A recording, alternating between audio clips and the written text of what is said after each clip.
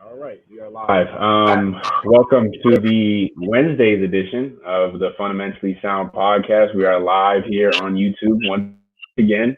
Austin is out, but today I am your host again. My name is Nick White for all those who are new to the stream, and today I am welcome and I humbly welcome my good friend, mentor, pal, brother, whatever you want to call it, John Merryman to the Fundamentally Sound podcast. So welcome in, John. You want to give the viewers a quick introduction?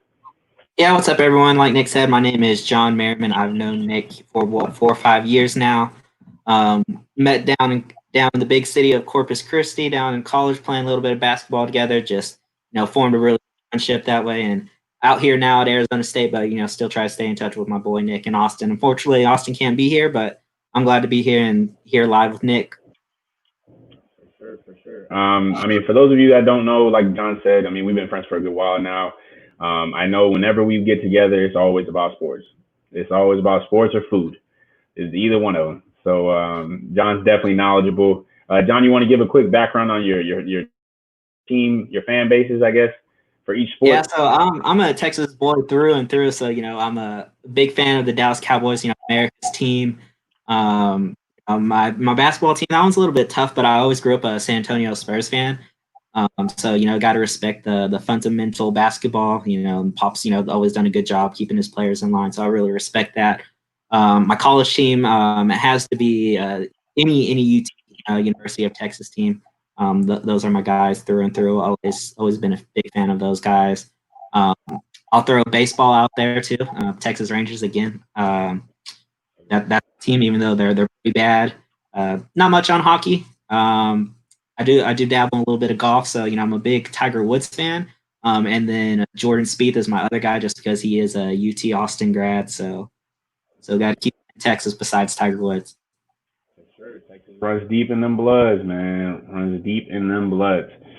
All right, so let's start this thing off with the normal thing that we usually do, John. We're going to start off with a start bench cut. Today we're doing a rookie running back edition. So, obviously you could base this off of, who would you start as far as, you're doing fantasy or whatnot. Who would you start from their college edition? This is all up to you, personal opinion. So today, obviously, as on the screen, you guys can see we're doing Clyde Edwards-Helaire, J.K. Dobbins, and DeAndre Swift. So, John, hit me with your start bench cut. All right, so I'm going to go at this from a fantasy football perspective, and just how I think numbers are gonna line up for players. I would have to start Edwards-Helaire, just because I think he's in set up for like the best position to succeed. Working with Patrick Mahomes, and they don't really have that.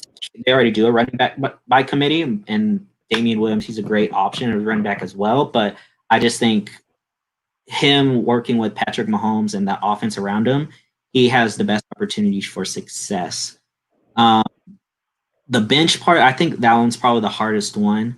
But I'm going to have to go with Swift, just because I think, again, he's set up pretty well for success, just because on Johnson, he's always had injury problems, and he's one hit away from being taken out of the game, and it's DeAndre Swift's backfield right after that, just because they don't have anyone outside of on Johnson.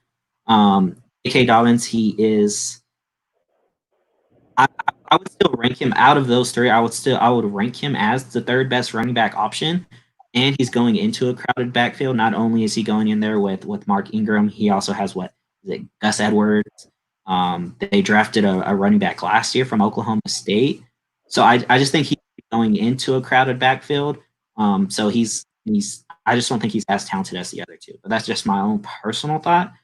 I definitely think Edwards-Helaire with Patrick Mahomes as his quarterback and all the other options out there, he's going to be. I think he's a sleeper in fantasy this year for sure.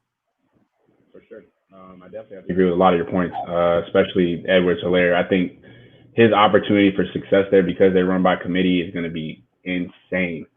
So I definitely agree with the cutting the J.K. Dobbins. I think that crowded backfield, on top of the fact that he is the third most talented running back out of the three, which is a big reason why he was, drafted so late in the draft as far as where he was projected to be. Because I want to say he was projected to go like top 10 at one point in the year. So it was surprising to see him go that far. But I'm gonna have to switch yours up. I'm gonna start DeAndre Swift Just simply because of the fact that I think Kerryon Johnson, because he's so injury prone, I think DeAndre Swift starts week 2, week 3 at the latest. I think the Lions offense. I read up somewhere that Matthew Stafford was going to go for 5,000 yards last year. He was projected to go for 5,000 yards if he didn't get hurt. With the threats on the outside like Kenny Galladay, Marvin Jones Jr., that offense is dangerous. And so I think DeAndre Swift is the answer. Granted, if Kerryon Johnson were to just go down with an injury, but like I said, I definitely agree with the Clyde Edwards-Helaire pick.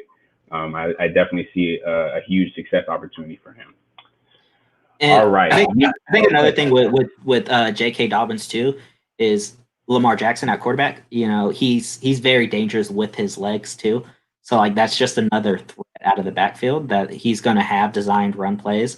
So it's already taking carries away from Dobbins too. So I think that's another factor of if you're going to have to cut one, that'd be another reason right there to be kind of hesitant about starting him or drafting him early in fantasy. But For sure. Because if you remember, Mark Ingram's like best games were because he had one, maybe two rushes where he just broke out for 50 plus yards. That's really what it came down to. Other than that, it was goal line touches. So, all right, moving on into the news. So, John, I know you've been active on the news. We haven't been doing much, but watching ESPN and First Take. UFC, right? NHL has, and cornhole. Don't forget about cornhole. Oh yeah, the Ocho. Yep. So the NHL, they have announced that they have this new playoff format where they're just going to jump, or new season format where they're just going to jump straight into the playoffs when they return. And they've announced that they are going to return soon. What do you think about it? Do you have any thoughts on that? Any suggestions? What do you got? So I like the playoff format, or that the idea that they have, because they're going to take the top 12 teams from each kind of conference, and the top four teams are going to like play against each other and figure out the seeding that way. Then the other teams are going to have like a best of 3 or 5 series, whatever it is. So I like that idea. I just think that for NHL and whenever any sport returns, I think it would be best if they had some kind of just shortened preseason or some kind of opportunity to get back into the rhythm of things. I mean, so we are talking about hockey, so it's like those guys, they haven't been on the ice together probably in 2 months now, 2.5 months. So they're really just getting back into that conditioning shape, that ice, the hockey playing stage, and then get back that chemistry that might have been lost over the break. I mean, because even if you are best friends, if you're not skating together, passing the puck and knowing where everyone's going to be on the ice at a time, you chemistry. And I think it's going to be like that with all the sports. Like even with basketball, like if they were to jump right into a playoff, which that idea is kind of thrown around. If if you're going to do a best of 7 series, like there's a very good chance that none of like the top teams, like the Bucks, the Lakers, they could easily not win. Like they're going to be full. They're going to be all be healthy. Most of their players will be back, but not being able to play with each other. Being rusty. Like Giannis at one point, he was like, I haven't picked up a basketball because I don't have a basketball hoop. Like he is probably definitely top 5 player, but it's going to take more than 1 or 2 games to get back into that game shape. And if they're going to do a best of 3 or best of 5 series, like who's one team might get hot, one you have a streaky shooter, just 1 or 2 outbursts from one player, that 8 seed or that 12 seed, whatever it may be, might sneak in there and eliminate a Laker or a Milwaukee Bucks team that's been successful all year. So I just think some preseason or some kind of tune-up to get back into gameplay shape, outside of practice and working with each other. I think that's definitely needed, whether it be 2 weeks, a month. I think it's definitely needed though. For sure. For sure. I definitely have to agree with you. So you jump right into it. Our next news topic, I guess, was the NBA comeback. A lot of the NBA higher ups have sent out kind of a restart plan for the general managers and owners and the teams. And this involves a training camp / scrimmage period in which they would get before they actually return. So, John, I haven't really got a chance to talk to you about this much. I've gotten a lot of input from everybody else. First off, let's address this. Do you think that it is a good idea to come back and introduce this new playoff system in which we don't have an Eastern and Western Conference team? We just split it, the top 16 teams, and they play each other based off their seeding. Do you like that idea, or do you think we should stick to the plan of Western and Eastern Conference teams, or do you have another format that would work? That one's tough, just because the West traditionally, and I feel like this year too, it has always been more competitive, from top to bottom. But then again, like, it's really the top four teams in the West, and like the top two, top three in the East are going to have your best chance of winning or making it to the NBA Finals. I think this year, I think they'd be better off grinding out, having those top eight teams continue it. I don't think they should change how they do playoffs, for an Eastern versus Western Conference playoff. I don't think they should change that this year. If they are to modify it, I think having maybe 10 teams instead of 8 from each conference, or the 12 and 8, kind of like they're looking at, just because they do have those 4 bubble teams in the West. But moving forward, I would be, I guess, a fan of taking the top 16, top 20 teams overall to the playoffs, and then seeding them that way. Just because, again, the West traditionally is more competitive, and they usually do have those 3 or 4 teams fighting for that 7th and 8th seed, to where it usually does come down to that last game of the season, to where winning you're in, or you have to win and hope someone loses to get into the playoffs. Whereas in the Eastern Conference, there's usually 5 or 6 games left, and they already have the top 8 seeds figured out. Yeah, for sure. I like your thoughts on that. I definitely have to agree with it. I looked at it, the suggested format, and the way that it was set up was, I don't know if you saw it on Twitter or anything. The Lakers were by themselves, John. It was set up to where they had the Nets first round with obviously an injured Katie and Kyrie. Their next best matchup would either be Toronto or the Houston Rockets, which, we both know the Rockets, they could give them a problem. The Raptors, I just don't think they have enough to handle with AD and LeBron. So let me ask you, who's your favorite to win the title this year if the season were to resume? That I really think this year it's just very wide open. I think the Lakers do have to be the favorites. But to me personally, with AD not, with him being so injury prone, I don't think they can win without him, and he's one bad step, or one bad fall from being out for 2 or 3 games, and I think that really hurts them. I think the Bucks would have to be my favorite, just because I feel like they're the best all around team. They have the star power in Giannis, they have Chris Middleton. They just have enough offense and defensive weapons to really change the game. But then again, you think Houston would give more problems to the Lakers? I think Toronto would actually give them more problems, just because they have that experience. They know how to win. Houston has that experience. They just don't know how to win. And against Toronto, I think Toronto, they just do. They won the championship last year.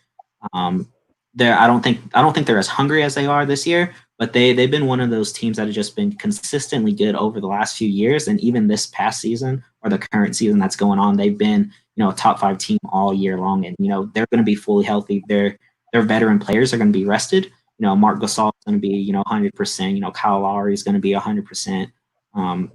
I just like they're a sleeper team for sure. Like they're going to cause problems, and no matter what playoff format they use.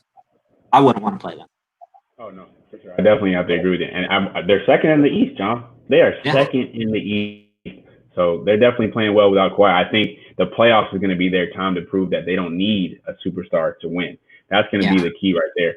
But yeah, I think you said it. So are you going to stick with Toronto being your sleeper team, or do you have another sleeper team that you think can win it? Because mine was Boston or Miami. So what's yours?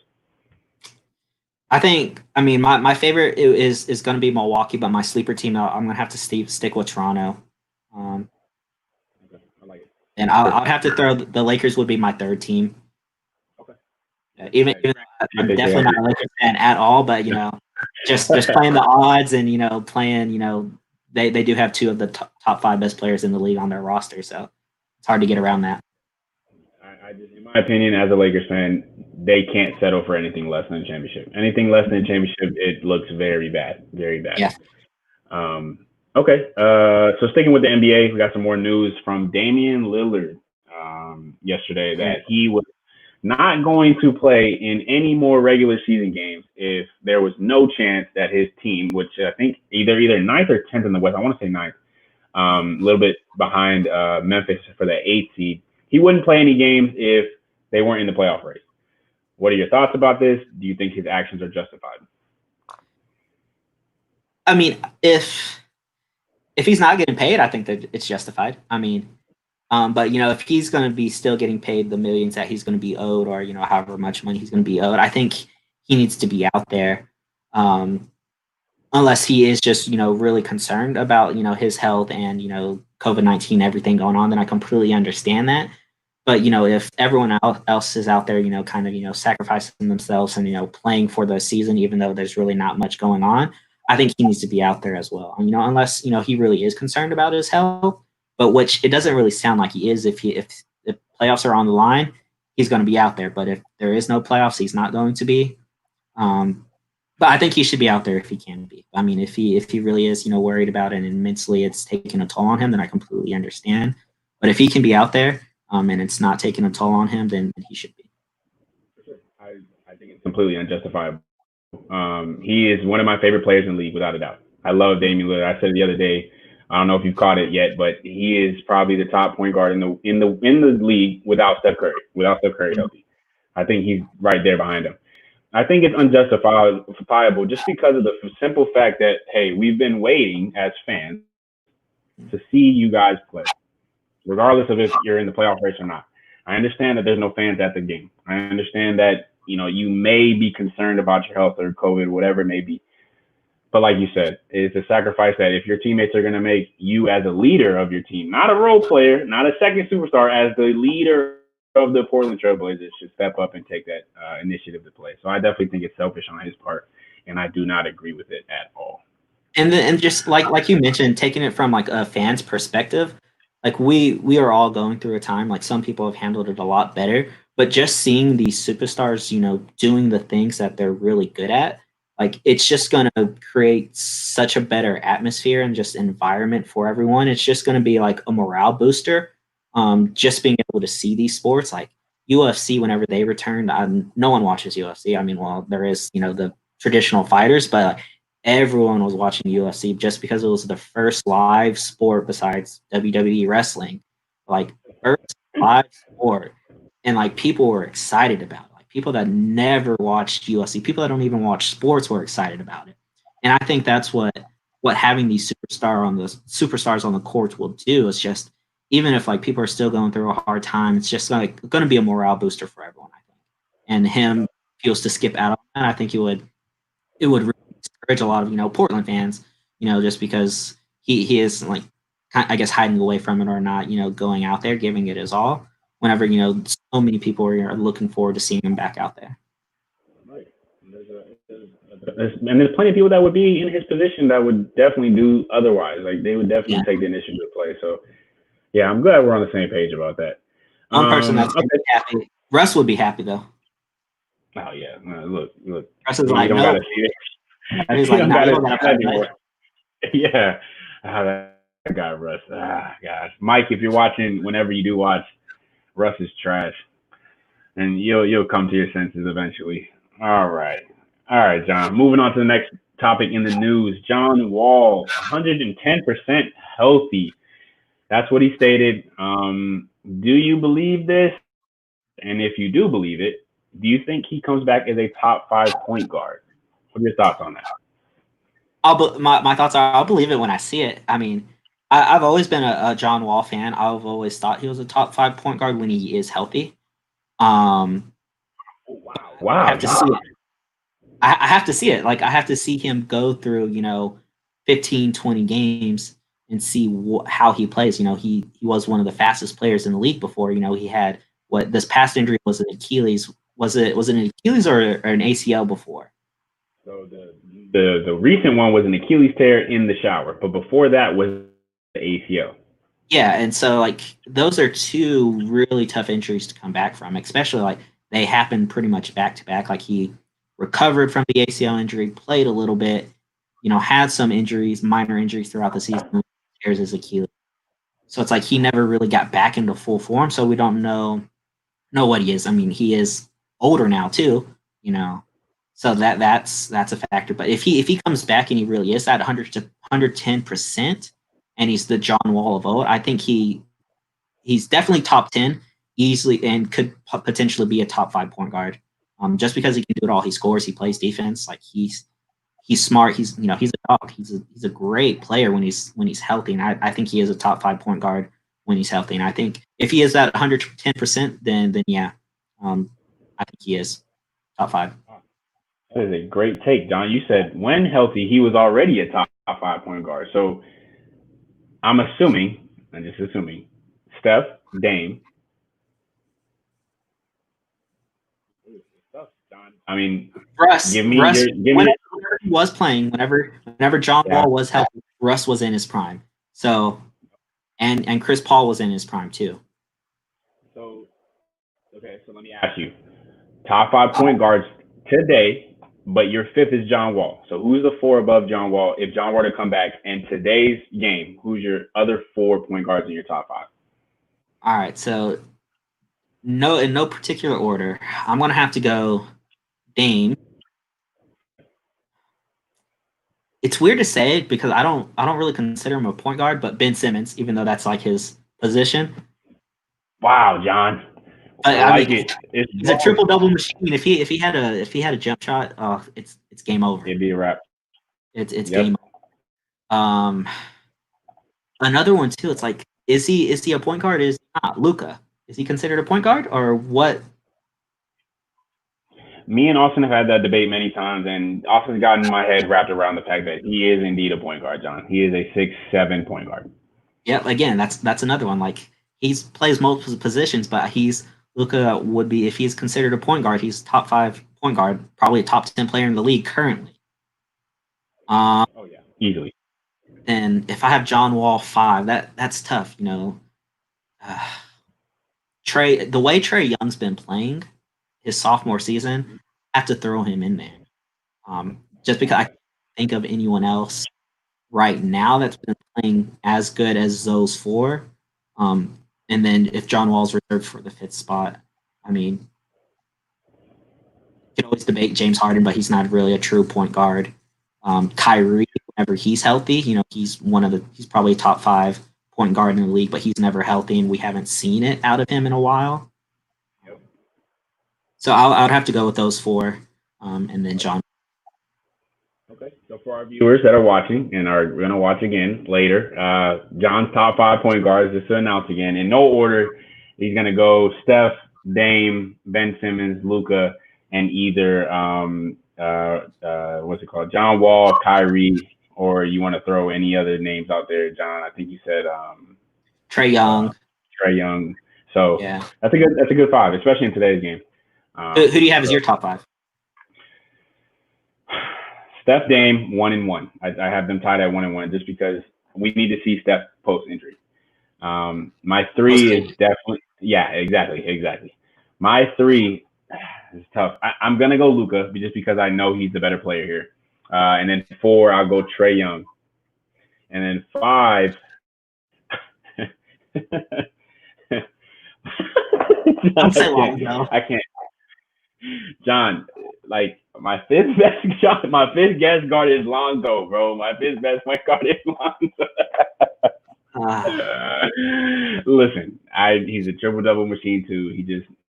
He's a jump shot, and he was playing well with Zion. I think a lot of people can admit that he was playing a lot better when Zion was on the floor, just because it was somebody for him to throw the ball up to.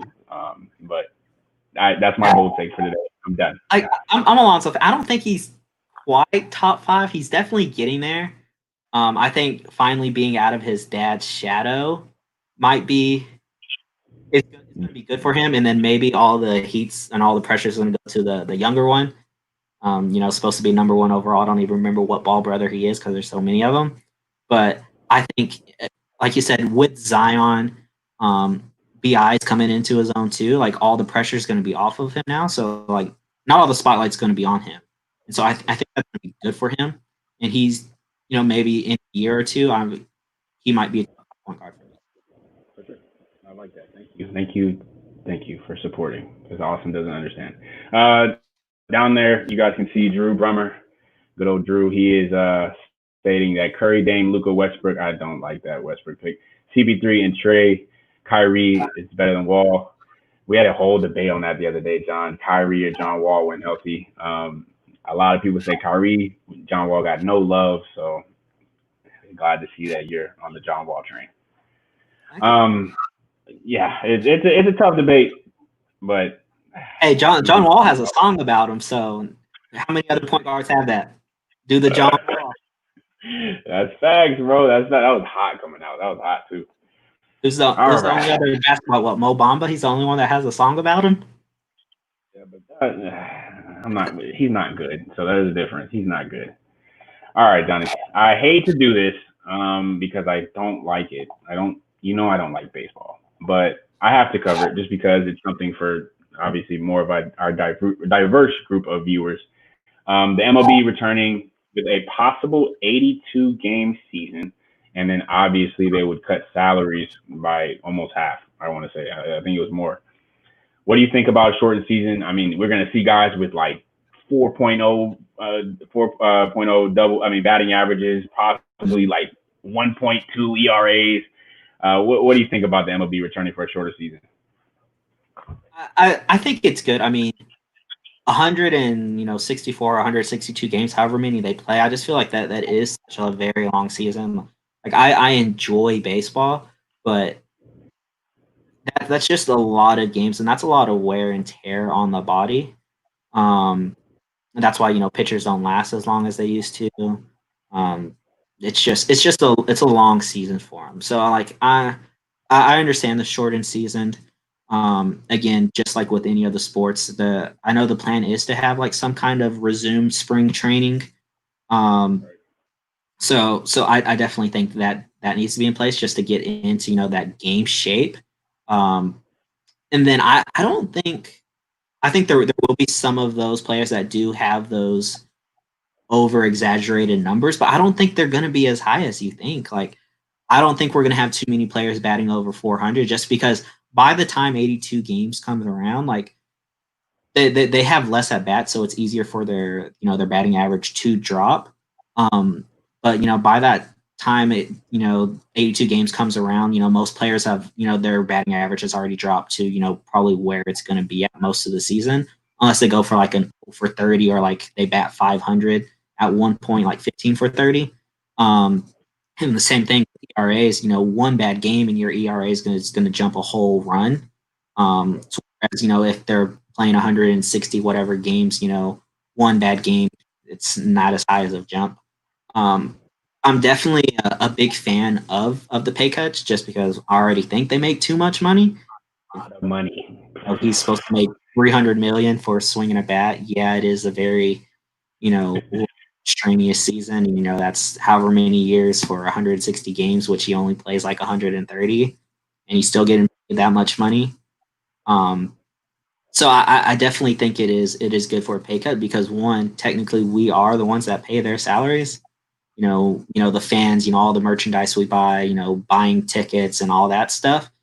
And fans aren't going to be allowed to watch these games live, or if they're going to have limited seating or whatever it's going to be, they have to consider, there's other people that need to get paid that are more, essential than them, I guess, technically. Like it's hard to replace a superstar, but they can be replaced.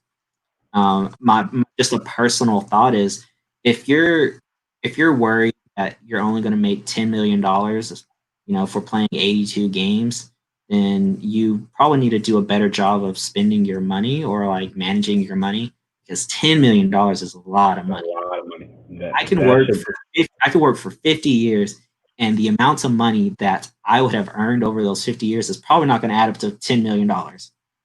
So No, for sure. That should last you a while, a yeah, if they're very going to be long. talking about $10 million, like, oh man, I complain about having to spend $10 on something. Like, Facts. Facts. especially like I said, I like especially your point. it's going to be half a season. Like one, you should be getting not even half of what you're getting paid because you're not even going to play the full 82 games. Exactly. Exactly. Man, I don't know. They get paid a lot, like you said, to swing a bat and throw a ball, but I mean, that's America's sport. If you really want to dive into the details of revenue when it comes to money, Mhm. baseball is a driver for fans' money.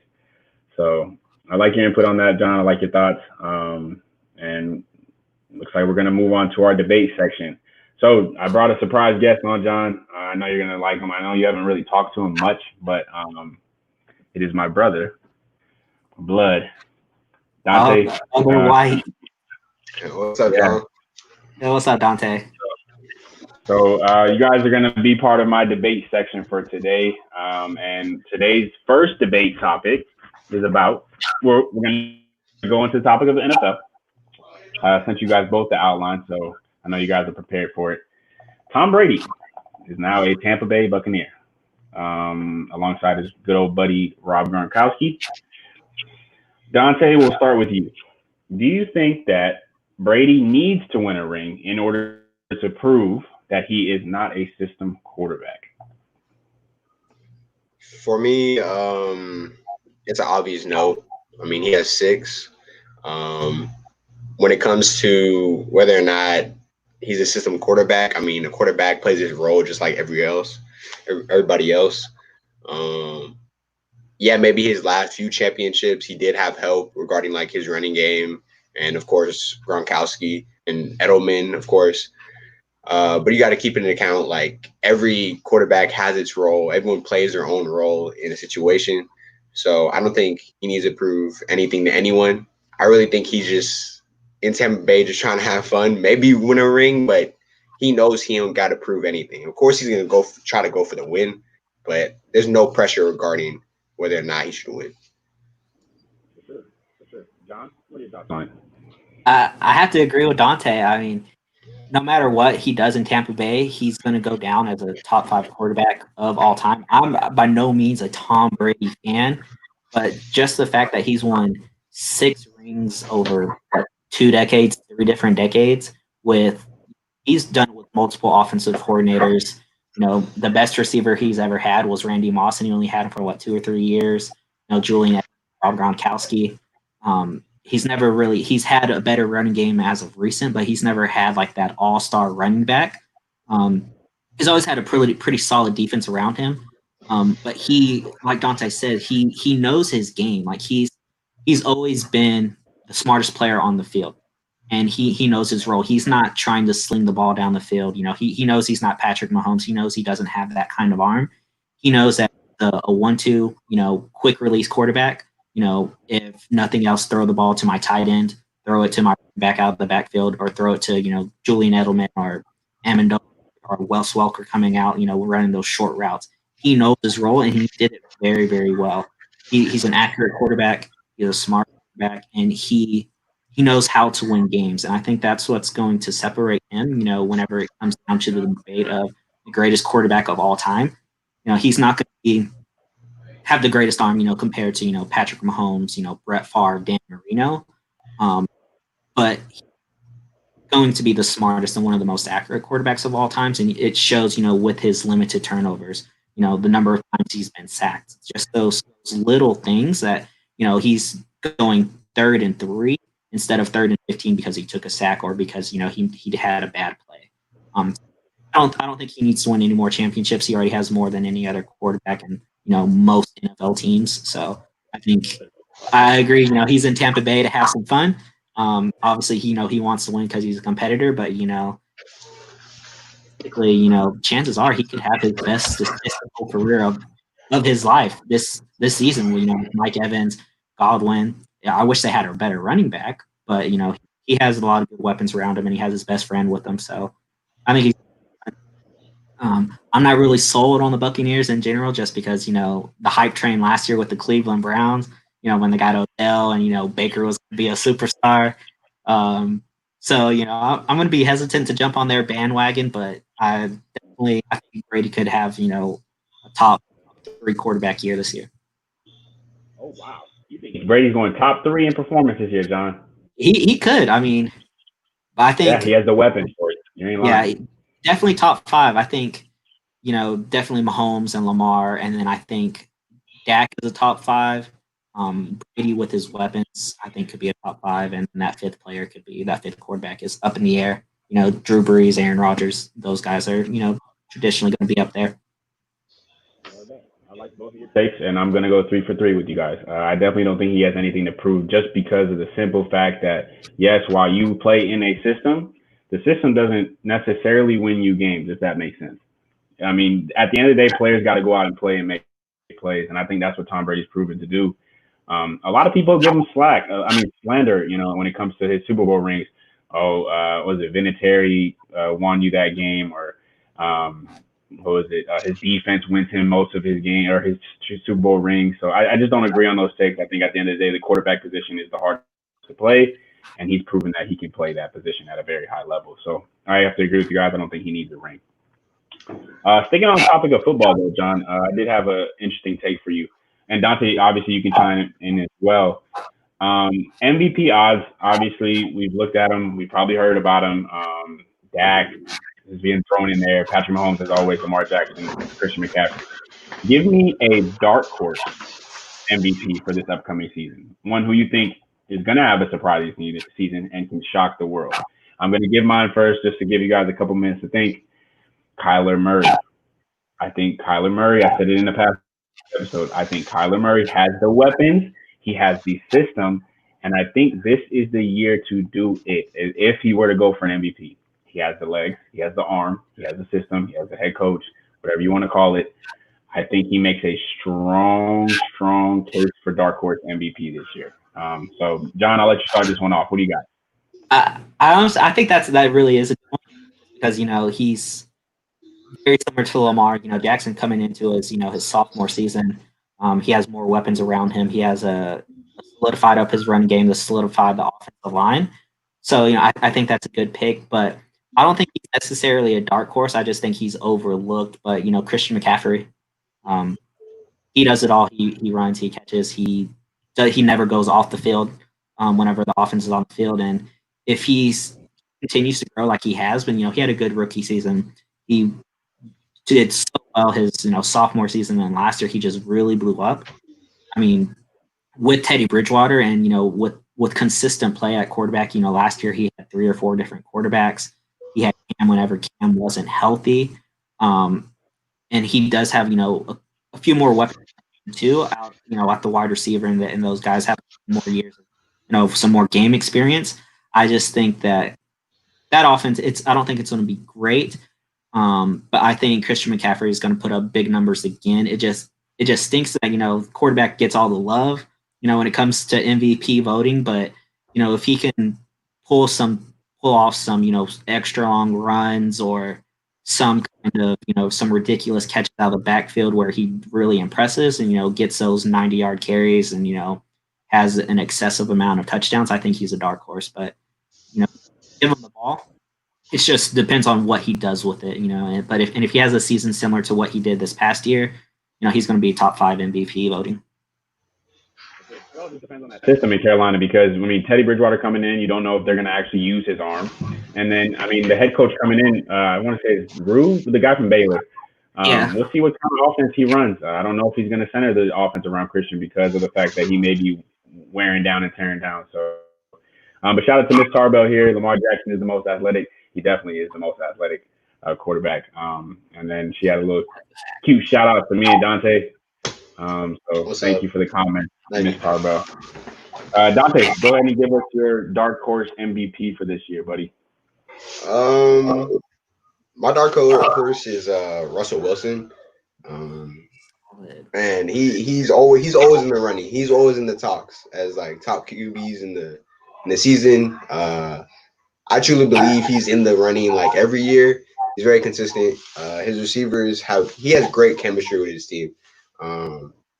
Regarding our receivers in particular, like Metcalf, I doubted him in particular. I didn't think he would do well, but he did do well. He did succeed. So that 1-2 punch is going to be dangerous because a guy of that size in the NFL is always going to be dominant, no matter what. He proved that he got hands because I didn't think he had hands for a person that big.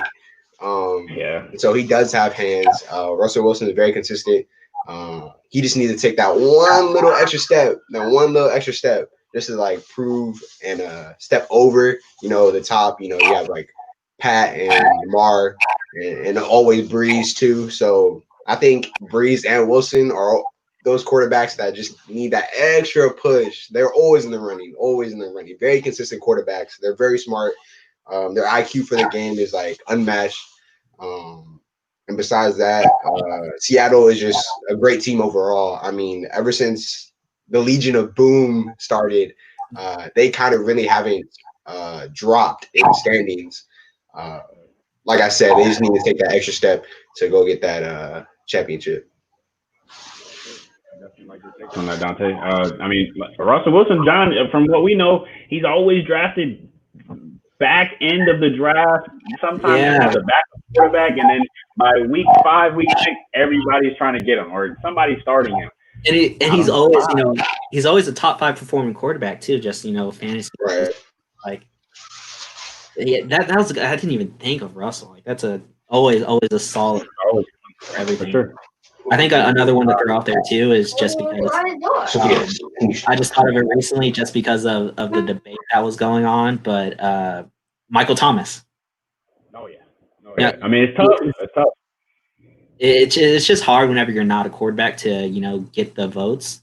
But if he puts up another season where he has 100+ receptions, 2,000 yards receiving, he could get 20 touchdowns. Like he should be in the running too. I like it. So we have some comment. Dante, is his dad? I want to say this is dad, right? That's dad. That's dad. I was about to say, I don't know what you know why he on my account. Like he ain't got his own email. Right. You gotta remember he doesn't know how to work that stuff. Yeah. All right, guys, we got a short little debate here. Keep it short and simple. Is Brady the best athlete ever? Dante, we'll start with you. Absolutely not. Absolutely not. We just explained in the previous questions that, I mean, Brady does work well in the system. Best athlete, in my opinion, is an individual accolade. And yes, Brady is good in a system, of course. He's always had help. Not saying he's not good, but he's always had some type of help. I mean, for me, the best athlete ever is LeBron, and those two, when it comes to the word athlete, is not really comparable in any sense.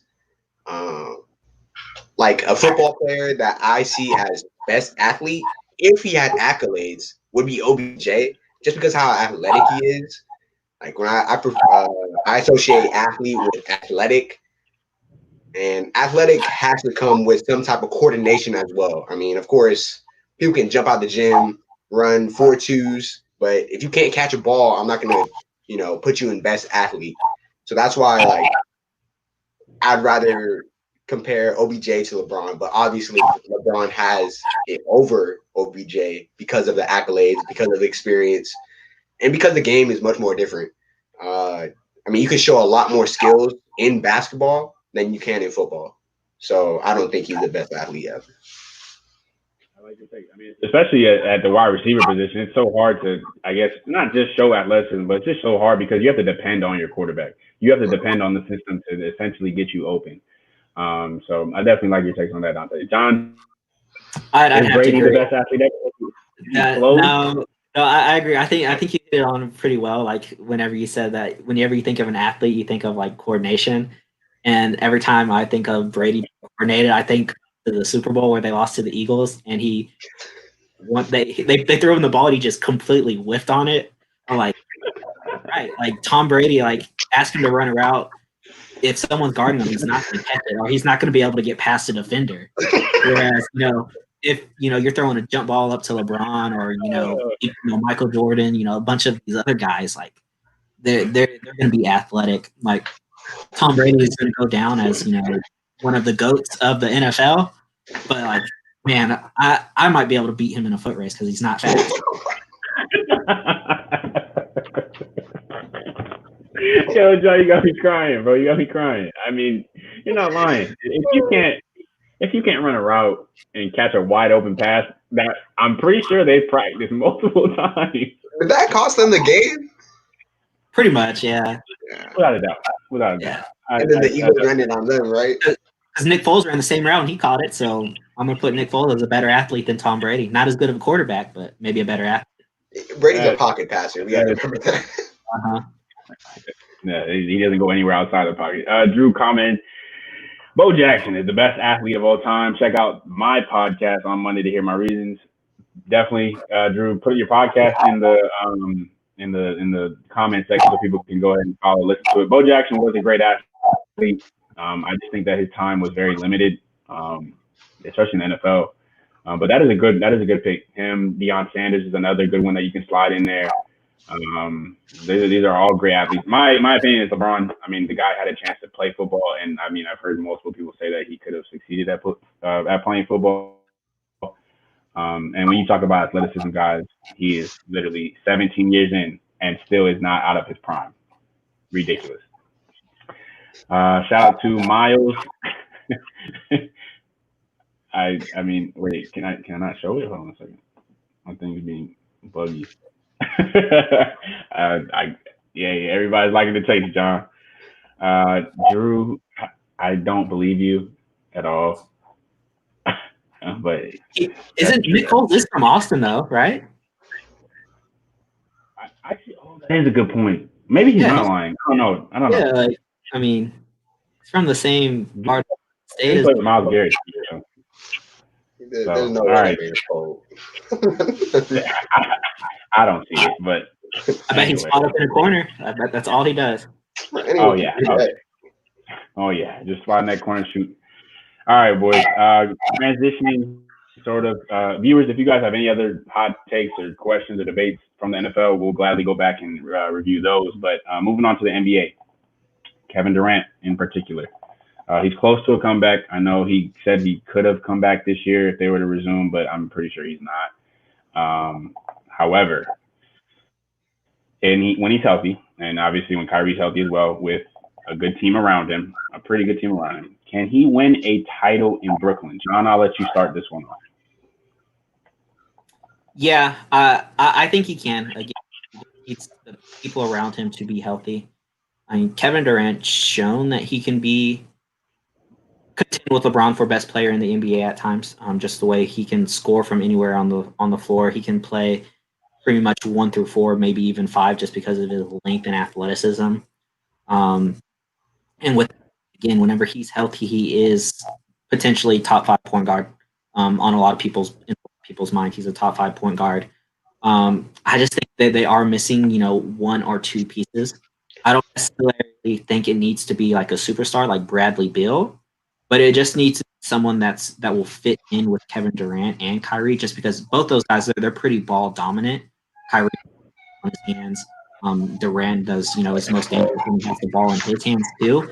So, someone like I'm not a fan of Klay, but someone like a Klay Thompson, where he just spots up in a corner and then he can take over a game easy. What was it? He took 3 dribbles and scored 30 points, something like that. Like they need a player like that, or just a big man that can run the pick and roll, or that's more than just a rebounder and a shot blocker. Because right now they have Jared Allen and Andre Jordan, to where they're not really offensive threats, more of rim protectors. They need someone that can do a little bit of both. Like I think a Rudy Gobert would be a great fit for them, just because he has an offensive game.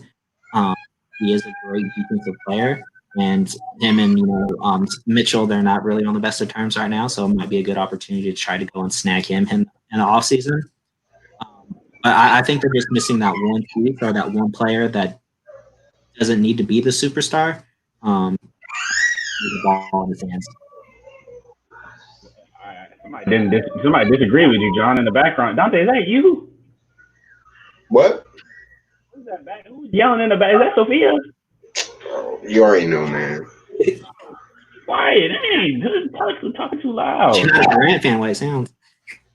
Yeah, I guess so. But yeah, John, I definitely like your take, especially the fact that they don't need a superstar. They don't need one. They don't need Bradley Beal. I don't like that trade, or that whoever brought that idea in. I don't like it at all, because he once again needs the ball, and I don't think they need that at all, considering the fact that KD and Kyrie. And what they're supposed to give up for Bradley Beal too, they're giving up like all their role players and all their their backup point guards, their shooting guard, their power forwards. They're giving up half their roster for Bradley Beal, who's one player. Like, yeah, he can go off for 30 points a game, but like you still need 5 players on the court. Right. He's not going to win them a championship. I'm sorry, Brooklyn fans. He's not. But Dante, what do you got on it? Can you win a title in Brooklyn with that team? I'm gonna go with a no. He hasn't really proved that he can really succeed by himself yet. With OKC when they faced LeBron, I mean, he had 2 future MVPs on his team as well as that OKC team was crazy. If it wasn't for LeBron, if they faced up against another East team, they would have won that title easily because that OKC team, I think they 4-2 Spurs, right? Yeah, I think it was 12. Yeah. Yep. 12-13. Yeah. I think they 4-2 the Spurs. Like easily. Like it wasn't even like competition between them. So and then you have to go with Warriors Durant. Unanimous MVP. One of the greatest coaches now. Like Klay Thompson, Draymond, Iggy, like, come on, man. Like, of course you're going to succeed when your only role is a scorer. But with the Nets, he's going to have to lead as well. And he doesn't have Curry. He doesn't have any of those type of players. I mean, you have Irving, but Irving and Curry are 2 very different players, in my opinion. They really don't function the same.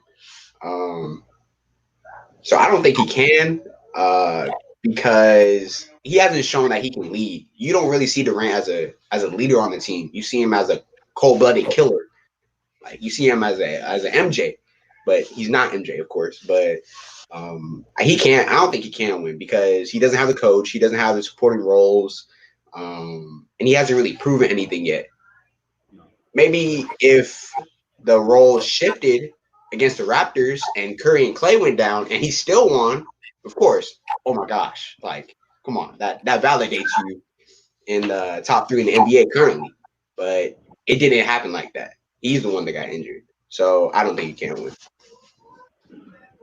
I have to agree with Dante on this one. Simple fact that you need to win against the Warriors when you go up 3-1 in that, was it the conference finals? I want to say it was the conference finals when they played the Warriors and they lost and they were up 3-1. You have to win that series. And he's come out, Kevin Durant's come out and said on the podcast with, I want to say Matt Barnes and Steven Jackson, he said he left the Thunder because they didn't have players that were well-rounded. They didn't have players that could knock down open shots. They didn't have players that could dribble the ball or create shots for themselves. They didn't have players that could play defense. He was just talking crazy. What do you think Brooklyn has? I mean, yeah, you have Joe Harris who can knock down a shot, but he's not going to play defense. I mean, you have, like you said, John, Jared Allen and DeAndre Jordan. They can't hit nothing outside of the block. So, I mean, you're in the same situation you're in Brooklyn. I have to also agree with Dante's point on Kyrie. I think Kyrie is going to cost him a championship. Why?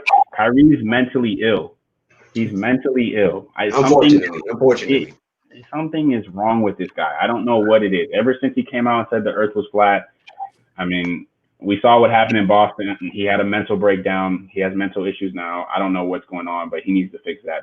Otherwise, they're not winning. Simple. Miles agrees. He says that they can win if Kyrie accepts being robbed. That ain't gonna happen. It's not. Kyrie did not go over there to accept Robin. I think him and KD are gonna butt heads, and it's gonna get ugly over there in Brooklyn. So, thank you guys for your input on that. I definitely have to say that those are great takes. John, though, going into an unpopular opinion for you, who do you think? And this is really, I wouldn't necessarily say it could be an unpopular opinion, but it may be. Who do you think is the future of the NBA in terms of lone star? You have guys like Luka. You guys have guys like Jason Tatum, Trae Young, Ja Morant. Don't necessarily get into Giannis because I think Giannis is, I mean, he's kind of a little bit into the older generation. But who do you think is the future of the NBA? I think the NBA wants it to be. I think they want it to be Zion. Just because he's already had like comparisons to LeBron, and he was a YouTube star or a social media star, in 7th or 8th grade when he was just bullying people. So he's been hyped for years now. Um, so I think they want it to be Zion, and I think Zion really showed what limited action we saw him in the NBA this year. I think we saw that he is, a pretty well-rounded basketball player. Again, it was very limited action that we saw of him, but he was averaging 20 plus points a game, I think, 7, 8 rebounds. So like he can be scary good. Again, it all depends on if he stays healthy. But if you give him 1 or 2 seasons, he could be the face of the NBA. Wow. If not, I think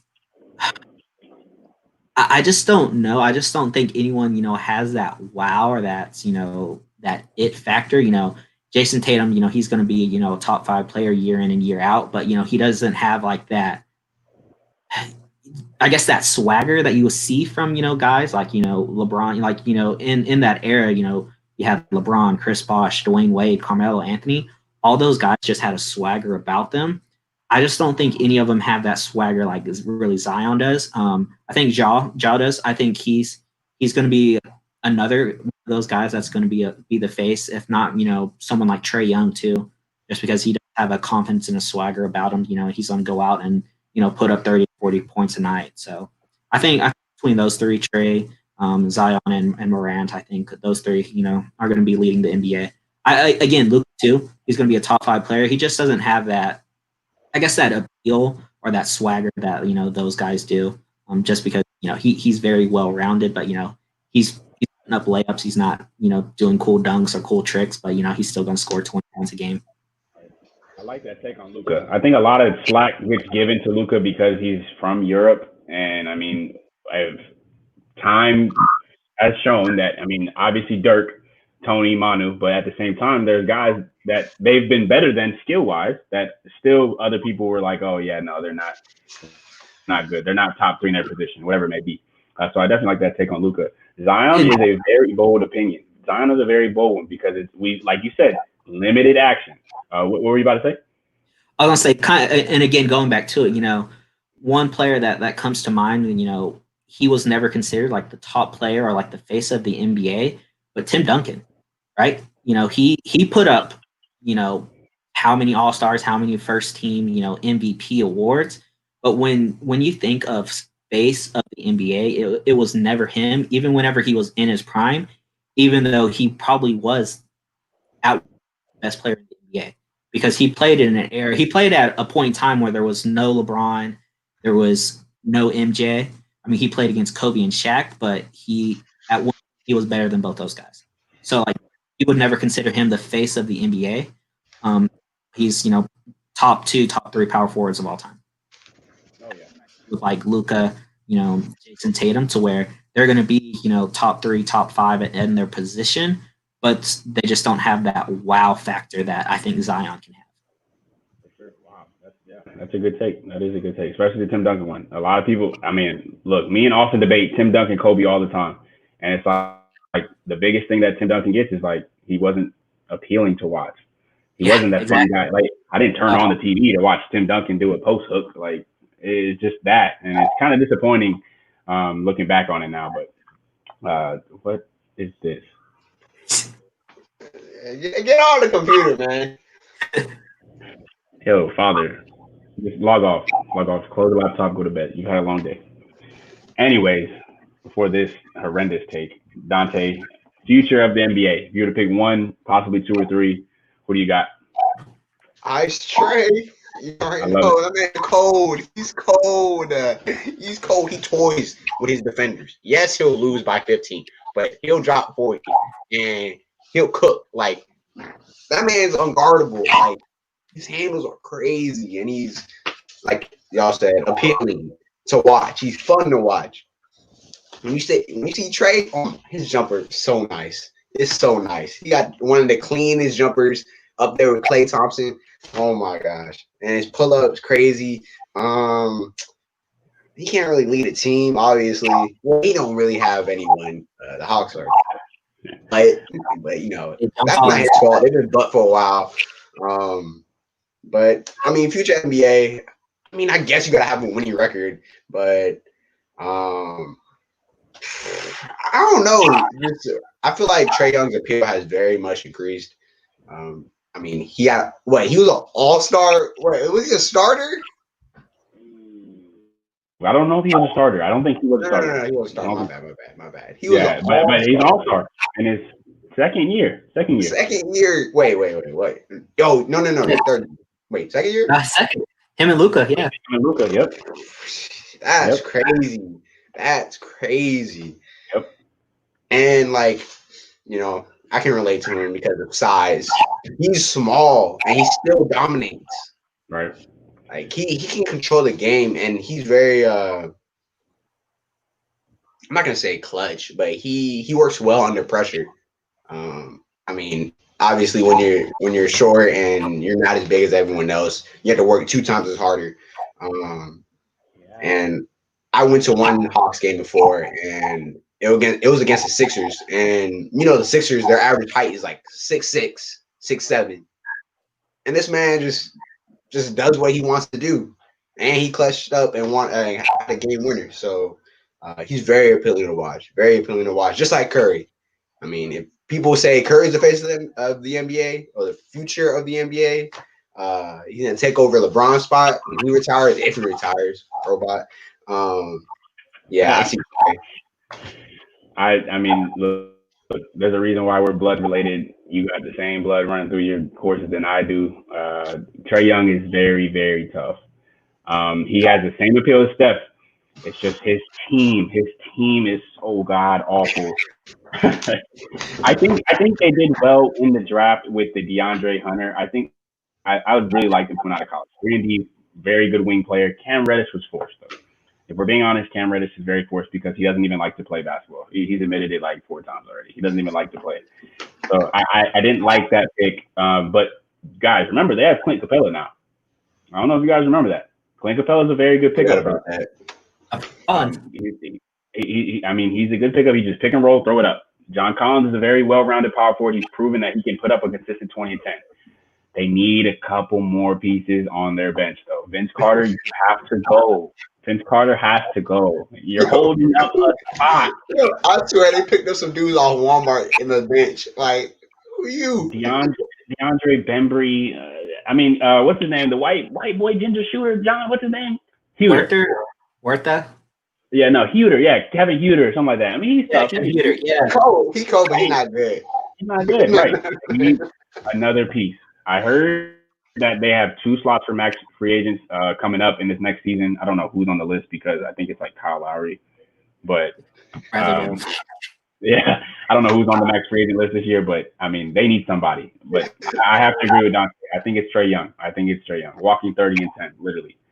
My dad chimed in, being realistic. Ben Simmons, after extreme and aggressive shooting lessons, can be future too. John, do you think Ben Simmons ever gets a jump shot? I don't see why he's so reluctant to. I feel like he doesn't even try. So much potential. He knows his game. He knows he can't shoot, but everyone else knows that too. I think he did an interview in the past too, when it was like, I'll get a jump shot when I need one. Well, it's like, it makes sense, but you need one, buddy. you go get one. No one's gonna be able to guard you. You're a 6'7" point guard. You're literally a mini LeBron. He worked on his game. That's what makes him the best player in the league. Is LeBron didn't have a jump shot. He worked and he kept shooting the ball, even whenever he shouldn't have been shooting the ball. He kept shooting, and he just got better and better. Now I don't want to leave him open. I'd be scared to leave him open. Right. No, he hit it. Shots. But he knows that's not his game. He knows that's his secondary scoring option, but it's still in his bag. Ben Simmons doesn't even have it in his bag. I mean, I've never seen this treatment to where teams literally say, I'm going to guard you in the paint. No, not the free throw line, not the block. No. I'm going to guard you in the paint. Shoot the ball. That's bad. Yeah, and then the jump shot looks like he shoots with 2 hands.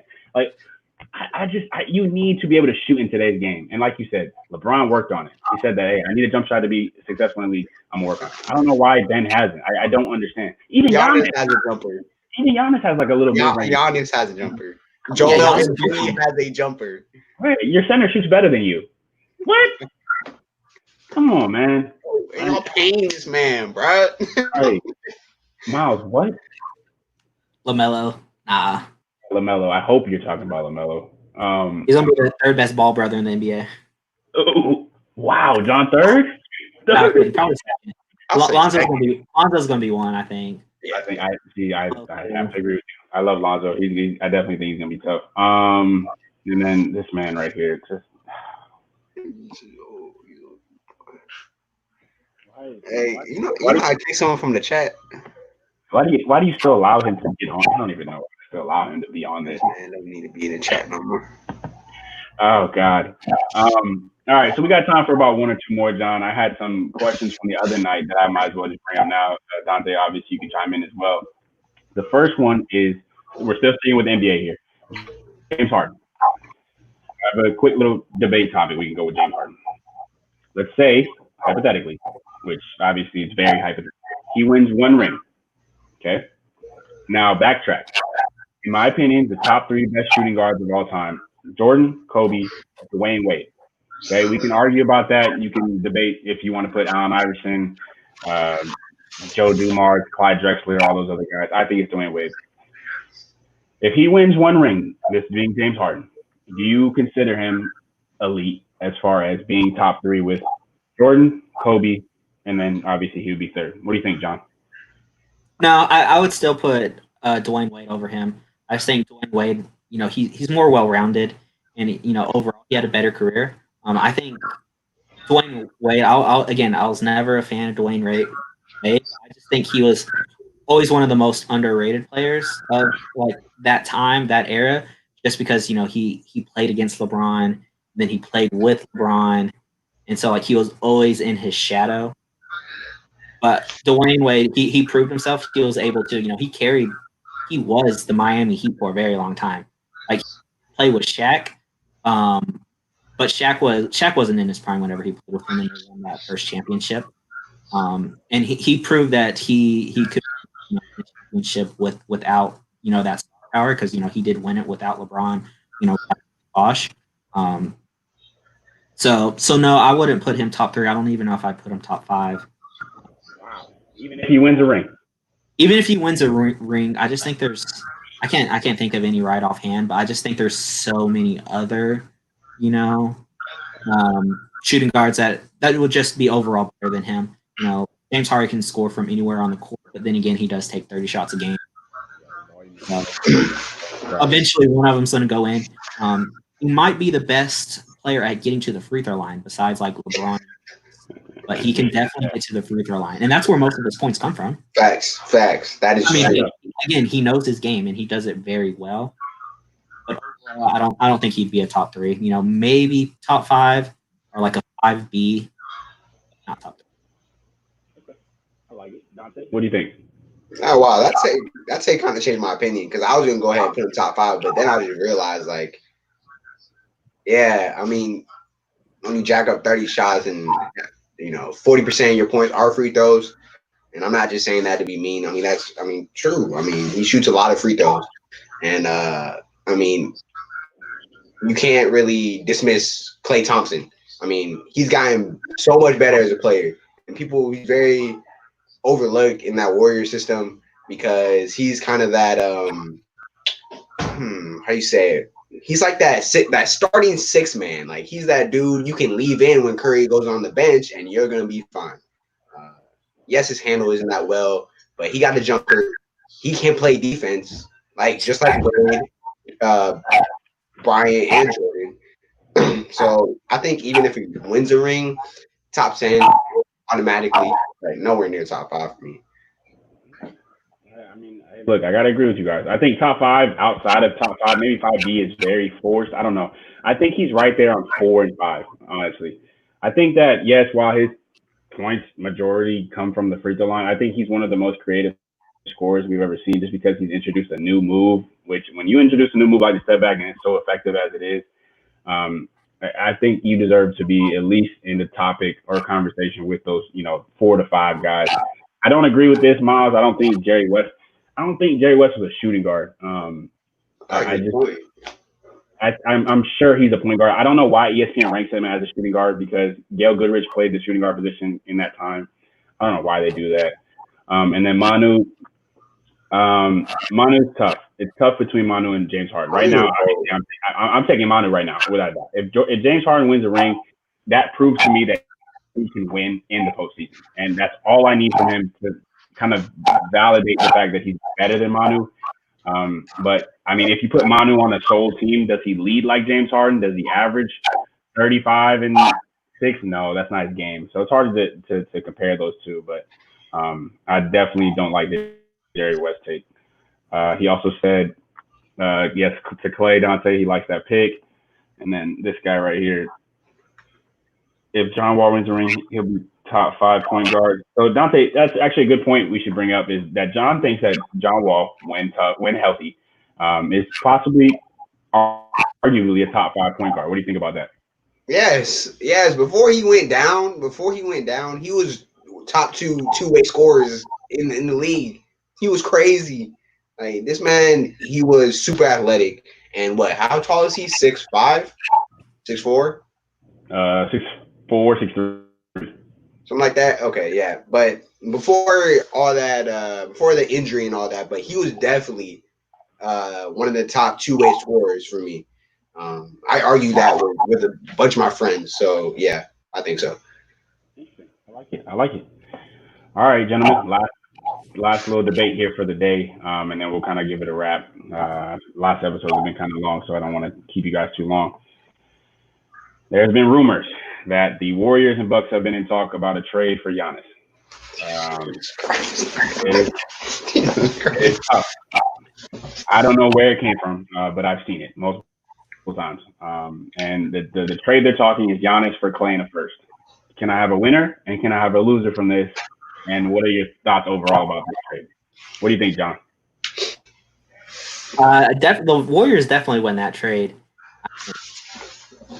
Again, Giannis, top 5 player in the NBA.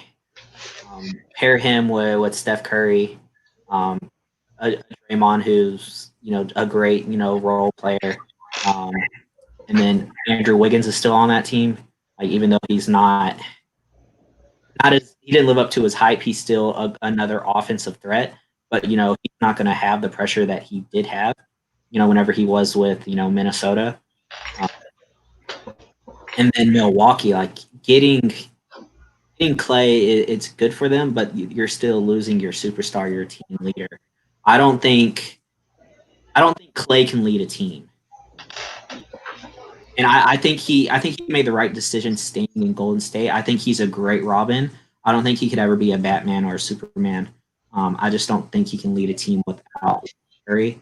And my biggest issue with him is I just don't think he's a ball handler to really, be that true 2 guard. He can definitely put the ball on the floor, but I would rather take my chances with him than Steph Curry or with Giannis putting the ball on the floor. I think the Warriors definitely win that trade, and I just don't. I guess it'll depend on what it is, but I just don't think there's really any like superstar power, coming out in the next few years that's going to be like an obvious number 1 pick. Like there are 4 or 5 guys right now that are being considered for the number 1 pick, and Warriors have the worst record, so right now I guess they would be considered the lottery number 1. I just don't think Clay and that number 1 overall pick would be able to replace Giannis. Okay. Dante, what do you got? That's hard. It's tough. Just sheesh. Just thinking objectively, Warriors win that trade. Just because Giannis's role on the Bucks is vastly different than Clay's role on the Warriors. I mean, Clay's role on the Warriors is a role player, but when you pull in a superstar, it don't really matter. But Giannis's role on the Bucks is a superstar, and you pull in a role player. Nah, that's not comparable in any sense. Like Giannis is top 2 player in the league. So you're always gonna. I mean, of course. I mean, it's obvious. It's a dub for the Warriors, but subjectively, I think Warriors lose because you're hurting your shooting a lot and your depth Yeah. as well as your defense. Because Giannis can play those roles and stuff like that, but Giannis ain't got a shot. Yes, he can still dominate in the paint, but Clay, I mean, he's cold blooded, he's clutch. He'll guard the best player. I mean, Curry doesn't guard the point guard. Curry usually guards shooting guard, maybe small forward, because they're not good. Clay guards Curry. He guards like the point guard of the team because Curry just has no defense. I mean, Not at all. Curry tries. I'll give it to him. Curry tries. He just Gets baked. He just It just gets it just baked. gets buried. Yeah, when you're wearing double ankle braces, come on, man. Your mobility goes down -2. So objectively, Warriors win. Subjectively, the Bucks win. I mean, my take on it is tough because it's like this lottery coming up, this draft coming up, if they were to do it for this one, there's some good players in it. There's some good players in it. I just don't think that the Bucks can be successful, like you said, with John, with Clay leading that team. I don't know if they can replace a guy that can create offense for others. Giannis creates offense for other people. Clay can create as much offense as he wants for himself. But who's going to give the ball to Brook Lopez? I mean, how is Brook Lopez going to succeed? How is guys like, I mean, Chris Middleton has shown to proven that he can be a number 2 guy. I just think that he needs Giannis to get the defenses to collapse. Same with Eric Bledsoe. I think Eric Bledsoe's a bad piece in that system with Klay Thompson because Eric Bledsoe's going to want the ball a lot more. So it's tough. I just think that both sides need to look at it like Miles said. I think you keep the pick. I think you try to either trade it for assets or I think you keep the pick and try to draft James Wiseman. I don't know why his name has not been brought up for the Warriors. They need a 5. They needed a 5 since the Warriors dynasty was created. I don't know why they're not looking at him, but I understand that Anthony Edwards is the top overall prospect, so I understand why they're looking at that. And I think one of the things too that's getting overlooked is the Warriors really aren't done. You know, they won at Kevin Durant. They were already winning games, and they still have those 3 key pieces. They still have Steph. They still have Clay. They still have Draymond. Clay were injured 99% of the season. Steph played like 10 games or something like that? Maybe it was out for the whole season, and he's not a superstar, but he kind of fills that role that Harrison Barnes played. Andrew Wiggins. And them, more than likely having a top 5 overall pick. Next year they're going to be dangerous. Dangerous next year. If they get that right pick, they could do it. All right, boys. I mean, one last thing. Don't even give him the opportunity to just don't give him the time of day. Just don't worry about it. Okay. I thought this was going to be an actual good comment. It's not. We appreciate your time, John. Dante, obviously, we love having you back, buddy.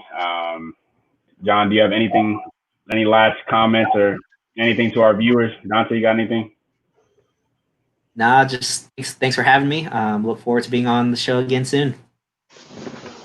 Yeah, facts. Appreciate it again. Y'all stay safe out here in these times, unfortunate times. It's very difficult for a lot of people right now. So just make sure that everyone watching this, that you keep your emotions out of it because that can create a whole slew of other problems. So yeah. Yep, rough times we're living in. So stay safe out there. Stay blessed. If you're new to the podcast, follow, subscribe, whatever you want to. Click the bell for the Noti Gang. Whatever they say, Dante. What do the YouTubers say? Click the bell for the. Oh yeah, click the bell to turn on notifications. Turn notifications on. Click some type of bell in the bio, and you get notifications whenever we're going live. But John, thank you for coming on. Appreciate you, good buddy, good friend. Dante, tell mom and dad I said hello. I'll see you guys later. Thanks.